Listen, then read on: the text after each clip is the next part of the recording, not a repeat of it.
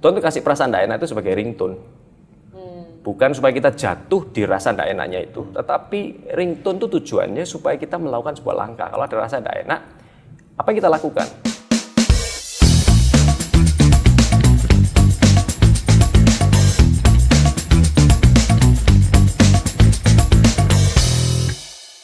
Shalom semuanya, welcome back to Marketplace Wisdom bersama saya Ivana dan Andi, hai. Melalui acara ini kami rindu bahwa setiap orang yang mendengarkan itu akan mendapatkan hikmat yang langsung datang dari Tuhan. Betul. Dan nantinya membuat Anda bisa menang di segala area di Marketplace ataupun di mana tempat Anda ditempatkan Tuhan. Betul. Nah, narasumber hari ini, wah ini super spesial banget. Yes. Double, triple, spesialnya udah Ya. banyak banget deh. Kalian jangan sampai ketinggalan ya. Stay tune sampai di akhir karena saya percaya akan banyak sekali mendapatkan banyak hikmat. Oke? Nah, langsung aja pertanyaan pertama direct ya Ko ya. Nggak Silakan, perkenalan Bang. diri dulu dong. Tapi maksudnya iya. ini spesial ya karena tema yang kita bahas ini adalah menang di area abu-abu. Yes. Yang menjadi banyak pertanyaan gitu di luar sana gitu ya. Juga misalnya ketika saya sebagai ketua Biskon ke daerah, ke gereja lokal dan sebagainya, pertanyaan rata-rata, oh ini boleh nggak gitu ya. Aku saya berbisnis, Di dunia tapi kok marketplace, harus kompromi atau bos minta saya melakukan sesuatu atau gimana gitu. Itu yang nanti akan kita bahas. Dan sekarang tanpa panjang lama lagi, saya tidak akan bicara firman Tuhan karena narasumber ini Sudah penuh firman kok. Ya, sudah penuh firman. Beliau juga adalah gembala, gitu ya. Jadi ada alangkah lebih baiknya dan alangkah eloknya kalau beliau yang langsung memberikan firman dan memberikan value gitu ya. Ya. Langsung perkenalkan, silakan Bro, bisa perkenalkan diri. Shalom, perkenalkan nama saya Albert. Saya adalah seorang host pastor dari GMS 2 Surabaya Selatan yang biasa orang sebut gedung MCC, Mas Pion Convention Center. Ya, buat Anda yang tinggal di area selatan jangan lupa untuk visit MCC ya. Miliki beban untuk area tinggal Anda. Saya juga bergerak di bidang otomotif dan hari ini saya bersyukur sekali di platform Biskon ini kita bisa saling sharing mengenai menang di area abu-abu. Luar biasa sekali temanya. Kira-kira sebelum ngobrol itu, area abu-abu ini sebetulnya definisi apa ya Pak Pandi ya? Jadi istilahnya kalau kita lihat sepertinya tidak hitam, tidak putih. Kalau yang saya paham sepertinya ini area di mana di hati kita terasa tidak enak tetapi masih diwajarkan di masyarakat seperti itu kah? Atau mungkin ada definisi yang lebih gamblang gitu supaya kita bisa sama-sama masuk ke pintu yang lebih pas. Sekarang dikembalikan ke saya. Jadi saya hostnya. Sekarang Aku pindah kursi dulu kok gitu. Ya. Ya, area abu-abu menurut saya memang gini Alkitab terkadang memberikan, bukan terkadang, Alkitab dalam beberapa hal gitu ya memberikan sesuatu yang sangat-sangat jelas, sangat-sangat terang bahwa ini adalah dosa. Yes. Seperti itu. Tapi Alkitab kan tidak membahas semua hal, gitu ya, tidak membahas semua hal. Misalnya Alkitab tidak membahas hal-hal yang sampai terkini gitu ya. Di Alkitab tidak ada kata internet gitu kan. Alkitab tidak ada kata AI atau merokok atau sebagainya. Nah, dalam bisnis pun seperti itu gitu ya. Tetapi dengan value-value dari Alkitab, kita kan juga dengan tuntunan dari Roh Kudus juga untuk kita bisa menang dalam kehidupan sehari-hari termasuk dalam berbisnis, pasti ada value-value khusus di mana ada beberapa case abu-abu yang yang nggak jelas gitu ya. Case yang mungkin zaman dulu ketika di Alkitab ditulis tidak ada, tetapi hal seperti ini terjadi di kehidupan nyata dan teman-teman yang menonton ini juga pasti perlu gitu ya. Bagaimana bahwa ketika Roh Kudus bekerja sampai sekarang dan Roh Kudus juga dengan menuntut kita tetap untuk integritas, hidup kudus di hadapan Tuhan, sikap hati kita harus benar dan dengan ini tercermin bagaimana kita melihat atau menyikapi area yang abu-abu ini. Saya setuju sekali bahwa area abu-abu ini seringkali muncul memang dalam kehidupan kita di sektor apapun dalam bisnis kita. Pasti seorang pebisnis atau pelaku bisnis itu mendapatkan area abu-abu ini di mana seakan-akan seperti sudah sewajarnya seorang pebisnis. It's a common thing happen in business, tapi tetap dalam hati kita ketika Roh Kudus mengkoreksi itu selalu memberikan satu ketidaknyamanan. Sebetulnya ini itu boleh atau tidak. Saya yakin saat itulah kita bisa bilang itu mungkin area abu-abu. Nah, hari ini saya bersyukur sekali kalau saya bisa mulai membagikan dari apa yang saya lakukan. Saya ini hari-hari ini tuh bergerak di bidang otomotif, Pak Fandi dan Civana, ya. Dan saya puji Tuhan sekali kalau apa yang saya kerjakan ini adalah sesuatu yang memang saya sukai. Ini berawal dari hobi saya. Jadi memang waktu kecil pun saya itu memiliki ketertarikan di bidang otomotif, sehingga ketika saya kuliah, saya itu memang mencari hal-hal yang identik dengan apa yang saya sukai. Dan puji Tuhan, apa yang saya suka ini akhirnya menjadi sebuah hal yang Tuhan percayakan untuk saya pegang dan bisa mensupport kehidupan saya, kehidupan keluarga saya, termasuk kehidupan pelayanan saya. Gitu. Jadi ya puji Tuhan sekali kalau di waktu ini saya bisa membagikan mengenai hal ini. Gitu. Nah, kira-kira ada value-value apa mungkin yang perlu di-highlight 2 atau 3 poin penting gitu untuk bagaimana anak-anak Tuhan boleh. Awal-awal saya mulai masuk dalam pekerjaan saya. Jadi sebetulnya ketika saya masuk di dunia otomotif ini sebetulnya karena diawali dari hobi, jadi saya sudah lama sekali, bahkan waktu sekolah pun saya juga sudah istilahnya sudah mempersiapkan diri untuk hal ini. Dan kemudian setelah lulus kuliah pun saya mempersiapkan diri juga untuk melakukan beberapa pekerjaan-pekerjaan yang lain yang istilahnya berhubungan juga dengan kuliah saya. Dan ketika saya itu mulai ada satu cerita yang menarik sebetulnya, Ivana dan Ko Fandi. Ketika saya itu mulai lulus kuliah, ada satu peristiwa di mana ketika saya itu bertemu dengan seorang yang lebih senior dari saya, seorang yang sudah bekerja sebelumnya. Saya kan fresh graduate waktu itu ya, masih celing, masih kinyis-kinyis gitu ya. Unyu-unyu. Nah, waktu itu ada satu statement yang dia sampaikan. Tiba-tiba di tengah-tengah pembicaraan obrolan yang santai itu ada satu kata-kata yang mengatakan bahwa, Albert, kamu rencana mau bekerja atau rencana mau melayani? Dia bilang seperti itu. Kemudian saya ini agak bingung karena waktu kecil Alkitab saya itu sudah tertulis ora et labora gitu. Orang yang bekerja dan berdoa gitu ya. Menurut saya kenapa kok ditanyakan hal seperti ini? Tiba-tiba saya tanya gini, kenapa kok ada pertanyaan, ada statement seperti ini? Kemudian dia itu memberikan sebuah penjelasan yang cukup membuat saya itu down. Dia bilang gini, karena kalau orang bekerja itu biasanya tricky. Orang bekerja itu biasanya identik sama bohong. Istilahnya tricky, mana yang lebih cepat, mana yang lebih cerdik untuk lakukan sesuatu yang orang lain belum lakukan, kemudian membuat istilahnya kita itu kalau masuk di dunia pelayanan akhirnya pelayanan kalau bekerja identik dengan sesuatu yang bohong maka tidak layak untuk melayani. Dia bilang seperti itu, dan ketika hal itu disampaikan seakan-akan seperti kalau mau bekerja tidak usah melayani, kalau mau melayani tidak usah bekerja supaya apa yang kamu lakukan bisa all out. Ketika saya mendengarkan satu statement tersebut, itu membuat saya secara pribadi, Ko Fandi, ketika itu saya pulang itu saya down.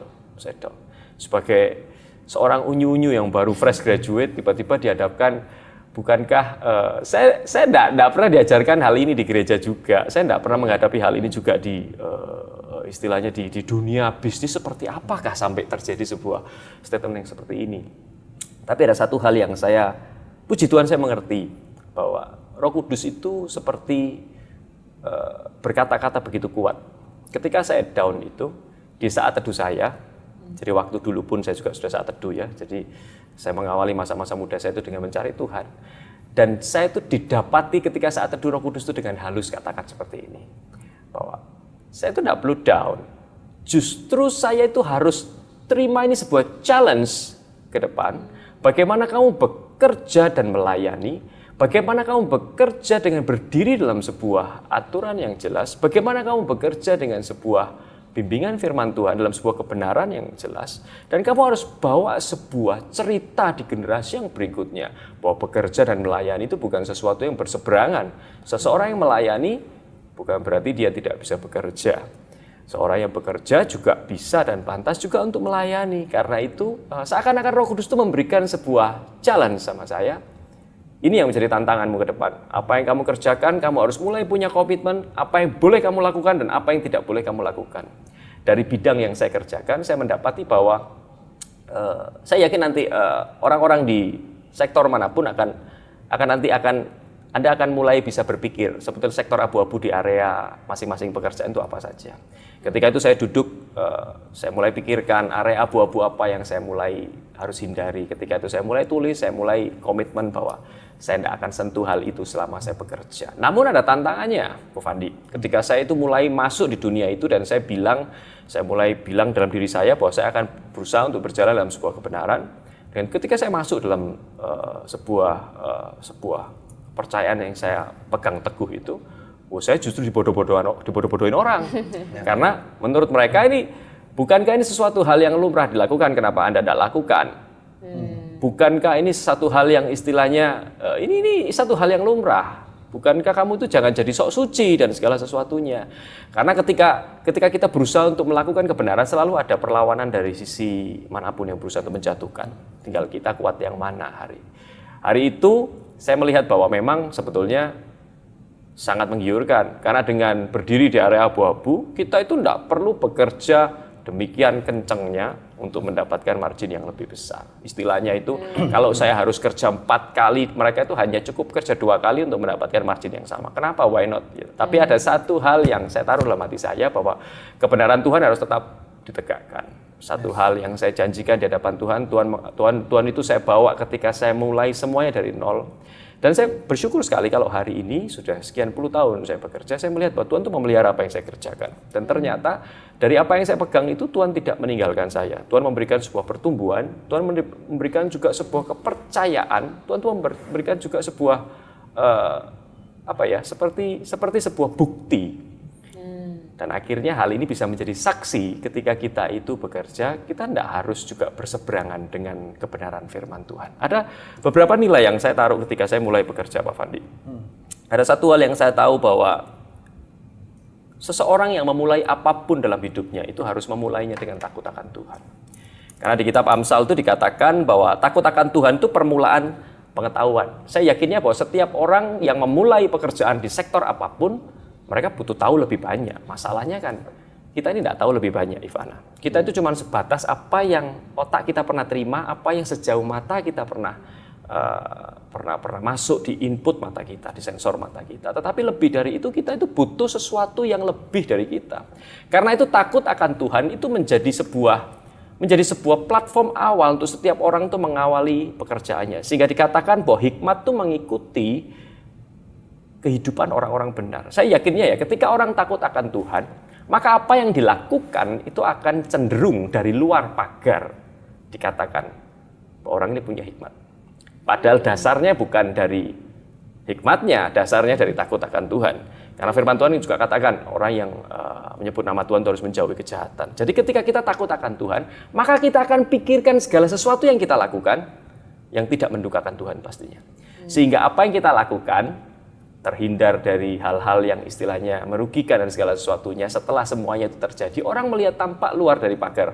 Kita itu seolah-olah seperti, berhikmat kamu ya. Padahal sebetulnya, kalau boleh jujur, hikmat saya itu berasal dari Tuhan. Ketika saya mengawali segala sesuatu itu dari takut akan Tuhan. Karena saya buka di sini mungkin lebih jelas ya, di Amsal ya, takut akan Tuhan adalah permulaan pengetahuan, tetapi orang bodoh menghina hikmat dan didikan. Ada yang berikutnya di Amsal 3, banyak sekali mengenai hikmat. Janganlah engkau menganggap dirimu sendiri bijak, tetapi takutlah akan Tuhan dan jauhilah kejahatan. Jadi hikmat itu produk dari takut akan Tuhan. Jadi orang itu tidak belajar hikmat dari kata-kata. Paling sejauh dia mengcopy dari apa yang orang punya hikmat itu. Oh, dia punya hikmat gitu, saya akan terapkan di pekerjaan saya, punya hikmat. Tetapi hikmat itu sebetulnya dinamis. Hikmat itu pop up ketika sesuatu itu langsung terjadi dalam kehidupan kita, termasuk area abu-abu ini. Apa yang kita lakukan, apa yang kita itu harus, apa respon kita ketika ada area abu-abu ini muncul. Saya itu menang di area abu-abu saya, tapi bukan berarti area abu-abu itu terus akan berhenti. Area yang lama, area abu-abu itu akan terus muncul. Ko Fandi dan Ivana. Area abu-abu ini akan terus muncul dalam kehidupan kita, karena itu harus dinamis. Takut akan Tuhan itu adalah sebuah permulaan yang tepat ketika itu Anda akan punya hikmat bagaimana untuk menangani hal ini. Bagaimana untuk tidak terlibat lebih dalam dengan di area yang abu-abu ini.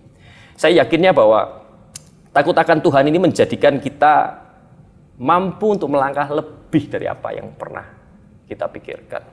Takut akan Tuhan itu membuat seperti seolah-olah dalam hidup ini kita ini cuman yang terpenting itu kita percayanya Tuhan. Istilahnya tidak melihat sebuah peluang Nah ini saya dapat ini. Area abu-abu itu seperti ini. Nah ini saya baru ingat. Ingat Daud ya. Daud itu waktu dikejar-kejar sama Saul, ya kan? Daud itu bersembunyi di gua kan, ya kan? Saul waktu itu lagi apa? Nah, lagi buang air besar. Nah waktu buang air besar, Daud itu di belakang gua, ya kan? Dia sudah pegang tombak dan semua pasukannya itu di dalam gua itu. Orang-orang di belakangnya bilang gini, Daud, this is your perfect time. Ini waktu untuk boost up, untuk apa ya? Untuk mempercepat tahtamu. Do it. Daud bilang, no, saya tidak akan sentuh orang yang diurapi Tuhan. Seakan-akan seperti ini. Daud itu bodoh. Bukankah it's a common thing happen? Bukankah ini peluang? Ya kan? Mungkin punggawanya bilang gini, Daud kamu ini tidak pintar. Ya, ini kesempatan kayak gini ini tidak didapati seumur hidup ya kan? Lawan tuh bisa dikalahkan dengan sekejap mata gitu. Tapi Daud tuh bilang no. Mungkin teman-temannya bilang gini ya, pegawai-pegawai Daud bilang gini, ini tidak datang 2 kali. Wah, Daud melewatkan loh, kesempatan tuh boost up tahtanya itu dilewatkan sama Daud. Karena apa? Daud itu menghargai Tuhan.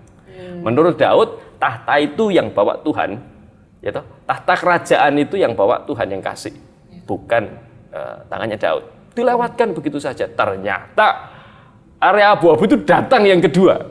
Tahu ya Ivana tahu ya? Ketika Saul lagi tidur, lagi bubuk pulas itu, tiba-tiba Daud itu diizinkan bisa lewat ketika Saul tidur.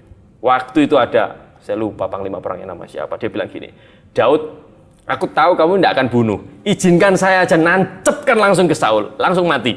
Ya kan Daud bilang, no, saya tidak akan sentuh orang yang diurapi Tuhan. Dilewatkan 2 kali kok Fandi. Harusnya bukankah itu sebuah hal yang mempercepat tahta Daud? Harusnya beberapa pasal itu sudah hilang dari kitab Alkitab ini. Ketika Daud mempersingkat itu dengan membunuh ketika Saul dibunuh, bukankah dia langsung naik tahta? Tapi Daud itu begitu menghargai Tuhan dalam kehidupannya, sehingga dia itu tidak ngambil hal ini itu menjadi sebuah kesempatan untuk istilahnya itu kesempatan untuk shortcut untuk dapat tahtanya dia. Karena Daud takut akan Tuhan. Daud tidak melihat itu sebagai shortcut. Karena itu ini satu hal yang Tuhan taruh sepertinya kita tuh harus bijak sama area abu-abu. Ada satu saat kita tuh harus bilang tidak. Ada satu saat mana kita itu tidak boleh masuk juga. Jadi istilahnya ya hal-hal ini yang menjadi tantangan para bisnismen juga. Ya saya yakin bahwa seperti ini ya. Gimana Pak Madi? Area abu-abu itu akan menjadi satu masalah kalau kita ini ternyata tidak mengindahkan Tuhan gitu ya. Ya. Begitu kayak tadi begitu mempercepat Daud gitu ya, atau apapun yang terjadi begitu mempercepat untuk ambisinya kita pribadi atau cara kita memandang dunia ini ternyata lebih menggiurkan dengan cara kita sendiri, maka kita tidak akan menang di area abu-abu ini. Gitu. Tapi kalau kita menang di area abu-abu ketika kita tahu oh ini Tuhan maunya nggak seperti ini, value-nya Alkitab nggak seperti ini, Roh Kudus tidak seperti ini, sikap hati saya harusnya kalau benar di hadapan Tuhan, saya tidak akan melakukan seperti ini, gitu ya. Cuman langsung kita masuk ke teknis saja ya bro, karena ini yang ditunggu oleh oleh teman-teman yang menonton, karena ada beberapa hal di mana mungkin alasannya mereka itu terpaksa. Gitu. Apakah mereka itu terpaksa dengan enjoy atau terpaksa dengan tidak enjoy? Gitu. Bagaimanapun kan sebelum kita ngobrol ini juga saya juga ceritakan ada kasus, mungkin saya nggak bisa cerita detailnya, bahwa ada orang-orang yang melakukan, saya ini anak Tuhan gitu ya, saya melakukan pekerjaan saya yang saya tahu ini salah itu. Tapi kalau nggak gitu, saya nggak dapat duit, gitu. Makanya saya ini seperti dia ngomong ibaratnya seperti pemungut cukai di hadapan Tuhan. Kalau ke gereja, itu karena cuma bisa pukul-pukul, tapi pukul-pukul dada dan mengatakan aku ini orang berdosa. Tapi setelah hari Senin, ya dia kembali lagi melakukan pekerjaan yang tersebut seperti itu. Atau ada orang-orang yang mungkin di teman-teman di sini bilang ada orang yang disuruh bosnya untuk berbohong, ada orang-orang yang disuruh bosnya untuk memanipulasi sesuatu, ada orang-orang yang disuruh entertain yang aneh-aneh, gitu. Mungkin pada dasarnya dia tidak enjoy, atau mungkin kita nggak ngomong ini ya, bahwa ada orang-orang yang memang enjoy gitu ya, ada orang-orang yang memang suka gitu ya dengan area dosa gitu, dan memang ada pekerjaan tertentu yang memang memang bosnya perlu dia untuk berbuat dosa kan, supaya bosnya tidak berbuat dosa. Oke. Bener nggak kan? Ada orang-orang yang, oh tanganku jangan kotor, tapi anak buahku aja yang melakukan pekerjaan-pekerjaan kotor itu, seperti itu. Tapi dan dia memang enjoy. Tapi ada yang kita tanyakan, mungkin ada beberapa anak Tuhan di sini yang tidak enjoy gitu. Aku tuh disuruh berbohong, aku disuruh manipulasi apa gitu ya, atau aku tuh disuruh melakukan. Nah ini gimana? Atau oke, cut, harus berani cut. Ya. Atau ada Ada hikmat apa mungkin? Ya tentunya kalau misalnya kita itu nyata-nyata disuruh bohong itu ya harusnya kita ya langsung cut ya. Kalau nyata-nyata disuruh bohong. Cuman kan seringkali situasinya kita itu tidak nyata disuruh bohong, tapi disuruh berbelit-belit, istilahnya menghindarkan bosnya itu dari sebuah kesalahan misalnya seperti itu ya. Tapi istilahnya kita itu ketika kita itu menjadi seorang yang benar itu bukan berarti terus kita itu apa ya, kadang Tuhan izinkan kita itu berdiri dalam sebuah perusahaan yang memang ada orang yang tidak benar di situ. Tapi kita juga harus tahu bahwa ketika Tuhan bekerja, Tuhan itu tidak lihat. Saya kasih contoh ya. Yusuf itu bekerja pada Firaun. Firaun itu tidak kenal Tuhan. Firaun diberkati luar biasa. Gitu ya. Jadi istilahnya ketika orang benar ada dalam sebuah pekerjaan, harusnya dia itu menjadi sebuah model. Kalau memang terlalu sering dia dipaksa untuk berbohong, harusnya dia akan berkata bijak atau memberikan sebuah opsi. Pak, tidak harus berbohong. Seharusnya itu tidak harus berbohong juga. Istilahnya memberikan opsi.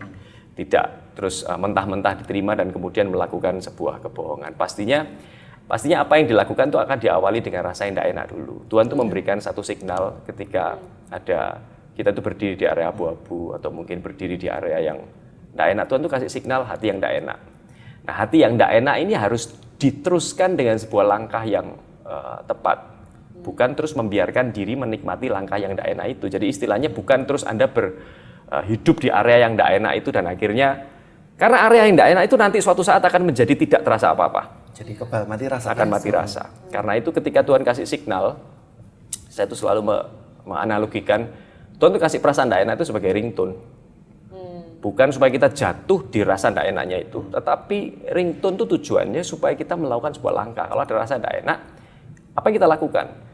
Kalau di gereja biasanya Pak Fandi, kita itu bertemu dengan leader kita untuk berbicara. Yes. Istilahnya itu secara personal. Karena hal ini itu tidak bisa langsung istilahnya kita jabarkan di sini dan akhirnya akan kurang waktu yang biasanya cuma durasi 30 menit dan akan menyebabkan Anda bertanya-tanya jawabannya seperti apa. Makanya Anda bisa datang ke leader Anda untuk bicara lebih lanjut mengenai apa yang Anda lakukan. Tapi jelas sekali bahwa rasa tidak enak itu Anda harus responi. Rasa tidak enak itu merupakan sebuah signal yang Tuhan berikan untuk Anda meresponi dengan tindakan berikutnya yang tepat. Kalau Anda tidak tahu masih hikmatnya seperti apa, Anda bisa datang ke leader Anda. Leader yang tepat ya, istilahnya bukan datang ke kanan dan ke kiri, tetapi ke atas, yaitu ke leader. Karena leader itu bisa menjaga perkataan juga dan memberikan sebuah solusi bila Anda masih belum ketemu solusinya. Pastinya kalau harus di-cut langsung keluar juga tidak bijak juga, karena istilahnya kadang orang itu tidak bawa cuma dirinya sendiri, tetapi membawa sebuah keluarga juga, anak-anak dan istrinya. Dan pastinya kalau kita datangnya ketika ada masalah ini kita datang ke leader yang tepat, saya yakin kita akan menemukan sebuah solusi yang baik, sebuah solusi yang tepat. Pastinya kalau memang hal itu tidak benar, Tuhan akan sediakan platform yang tepat juga buat Anda. Karena Tuhan itu memelihara orang benar kok. Tuhan itu memelihara orang benar pastinya. Dan kalau situasinya tidak bisa dirubah, Tuhan akan pindahkan pastinya di tempat yang tepat. Gitu ya. Nah ini bro, ada kasus lagi nih ya. Misalnya kita berbisnis nih, atau ya kita berbisnis terus habis itu kita kan biasanya kalau berbisnis bukan jasa ya, produk ya. Terus kita beli satu barang nih gitu. Beli satu barang dan ternyata barang itu separuh bagus, separuh jelek nih. Gitu. Misalnya katakanlah beli apa ya? Beli sesuatu lah gitu, satu kontainer gitu. Yang di deket-deketnya pintu itu kan kita kadang random check ya. Gitu misalnya atau apa gitu, enggak harus satu kontainer, bisa saja satu karung atau satu apa gitu. Yang kita random check bagus, tapi ternyata sisanya jelek. Nah, padahal jelas-jelas rugi nih gitu. Nah, kira-kira gimana bro? Beli kucing dalam kontainer berarti. Nah, serem ya. Kalau karung sedikit, kalau kontainer serem ya. Apalagi yang 24 feet. Seperti itu. Nah, itu kira-kira gimana? Ya ada hal yang kita pelajari ya, bahwa ketika kita itu mengalami sebuah kerugian, Kan jelas kalau kita ngalami gitu kan rugi pasti, Fadil. Ya. Kan istilahnya waduh nyata-nyata sudah rugi karena apa yang bagus di depan yang belakang jelek. Pastinya kalau memang kita menghadapi kerugian, kita tuh harus bisa legowo kalau hari itu kita itu menghadapi sebuah kerugian. Jadi istilah gitu, ada orang yang rugi, kemudian dia itu tidak berpikir untuk bagaimana supaya tidak rugi selanjutnya, tetapi berpikir siapa yang akan saya rugikan untuk nutupi kerugian saya. Nah ini tidak boleh, ketika kita rugi ya kita tuh tidak berpikir korban siapa yang akan kita korbankan supaya kita aman. Kalau emang hari itu kita harus menerima hal itu, terima saja. Karena saya tahu bahwa berkat Tuhan itu tidak dari satu sisi. Tetapi ada satu hal yang kita mesti tahu bahwa di Amsal 21 ayat 31, ini ayat favorit saya. Ini seringkali kalau saya sharing sesuatu mesti muncul. Ya, kuda diperlengkapi untuk hari peperangan, tetapi kemenangan di tangan Tuhan. Tuhan tuh suka loh kalau ngasih kemenangan sama kehidupan kita. Tetapi perlu diketahui bahwa kuda harus diperlengkapi sebelum peperangan. Itu maksudnya begini, bahwa Tuhan tuh menyukai persiapan. Jadi kalau memang sekali kita pernah tahu kita datangkan kontainer dan kita di trik sama orang bagus belakangnya, kita harus perketat inspeksinya gimana caranya supaya kita tidak dibohongi di belakangnya. Jadi istilahnya kita juga lakukan persiapan. Kita tahu bahwa kemenangan itu kedaulatan Tuhan. Tetapi paling tidak kita tuh sudah do our best untuk lihat God will do the rest-nya itu untuk kita lihat. Karena kalau kita tidak lakukan apa-apa terus kita membiarkan, ya sudah nanti next coming kontainernya kita tidak periksa lagi. Ya jangan salahkan Tuhan kalau ternyata kucingnya yang jelek lebih banyak lagi ya kan, cuman layer pertama bagus selanjutnya jelek. Jadi istilahnya kita juga lakukan persiapan untuk memastikan bahwa kita tidak mengalami hal yang sama. Jadi pastinya ayat firman Tuhan ini katakan bahwa kalau saya boleh balik ya tanpa mengurangi artinya, bahwa kemenangan hanya bagi mereka yang mempersiapkan kuda di waktu peperangan. Kuda itu persenjataan mewah, Ivana. Kalau kita punya kuda itu ditakuti di zaman dulu.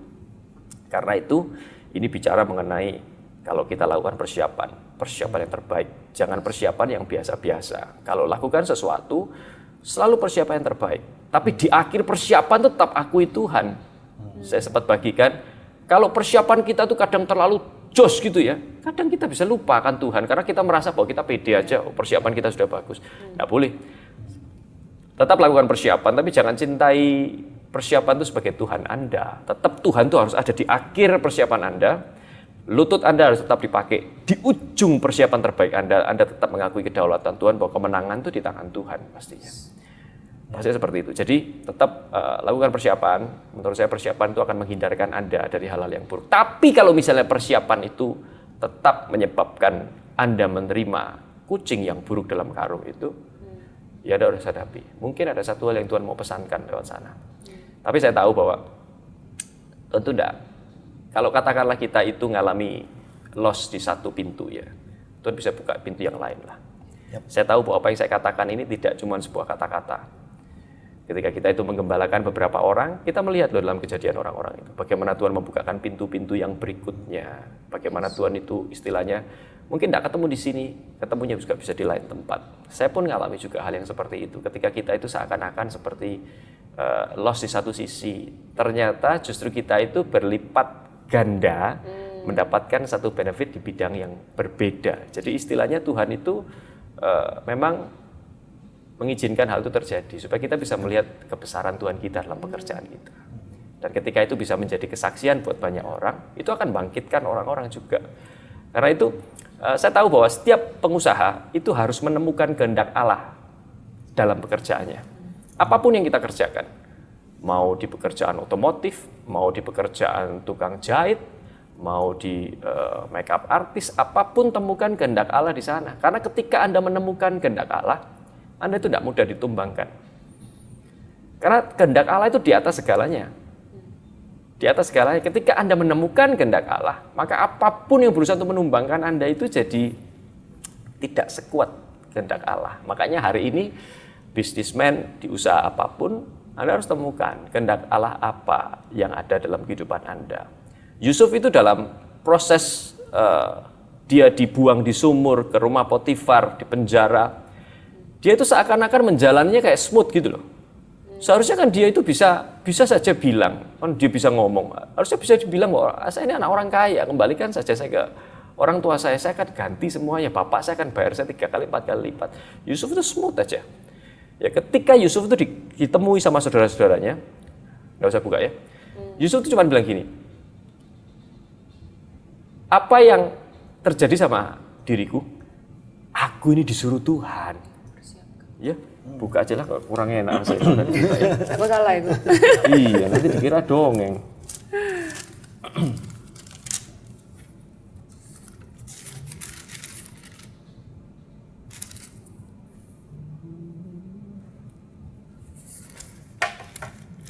Sorry, ya. Sorry, durasi Pak Fandi ya. Iya. Sabar Pak Fandi. Tidak afdol ya. Dia Di kejadian 45 itu dikatakan ayat 7 ya. Maka Allah telah menyuruh aku mendahului kamu. Itu ketika saudara-saudara datang ya. Harusnya Yusuf bilang gini, gara-gara kamu sekarang aku menderita dan gini-gini. Yusuf tidak menyalahkan mereka, tetapi Yusuf bilang gini, maka Allah menyuruh aku mendahului kamu untuk menjamin kelanjutan keturunanmu di bumi dan untuk memelihara hidupmu sehingga sebagian besar daripadamu tertolong.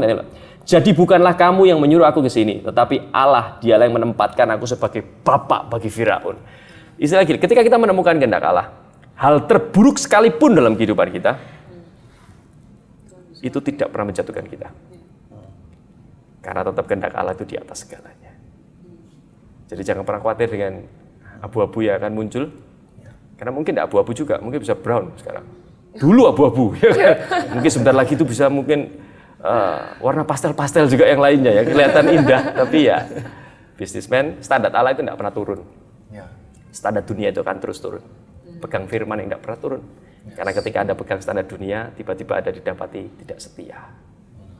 Gitu. Wow. Tanpa terasa. Iya, nggak kerasa beneran ya. Untung Ya, masa ya? emang bener Iya? waktunya memang cocok untuk callback semua ya hari ini. Ya, betul. Tapi very blessed kok, bener-bener di waktu yang 30 menit tapi kita dapat semua, maksudnya jawaban untuk yang area abu-abu ini. Okay. Mungkin kalau secara spesifik memang benar tadi harus datang ke leader karena setiap case itu pasti akan berbeda gitu ya. Yes. Tapi dasarnya bahwa takut akan Tuhan tadi itu ya udah berdiri di situ aja udah harusnya nggak mungkin salah. Seneng banget tadi yang nyantol tuh ketika ada rasa nggak enak itu udah ringtone. Yep. Ya kalau sudah ada rasa nggak enak itu harus jangan disnus ya. Iya. Kalau lama disnus nggak bangun lagi. Iya. Nanti bangunnya berapa jam lagi kan? Yes. Itu jangan disnus ya.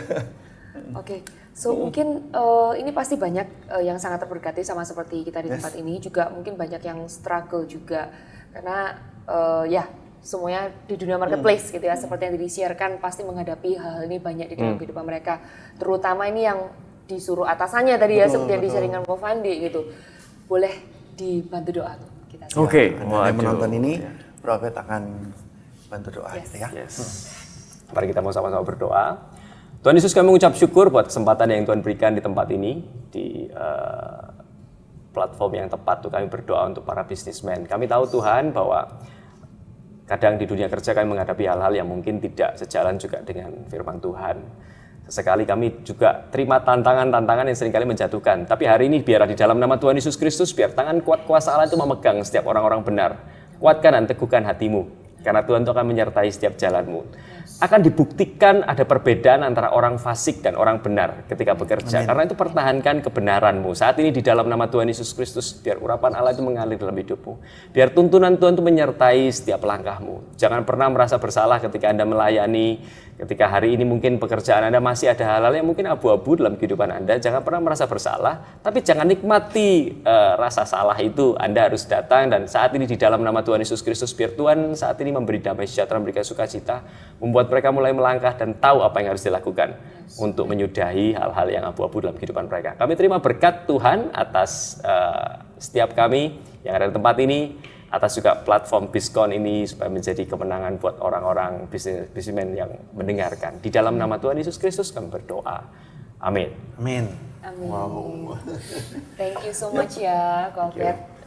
Ditunggu undangan berikutnya. Oke, so buat semuanya, saya percaya kalian semua yang nonton pasti sama seperti kami di sini sangat amat diberkati. Yep. Kita berdoa juga nanti untuk di episode yang berikutnya kita juga akan belajar lebih lagi hikmat dari Tuhan, semakin takut akan Tuhan dan akan semakin bersinar lagi di marketplace. Oke, so see you di episode yang lain. See you, bye-bye, God bless.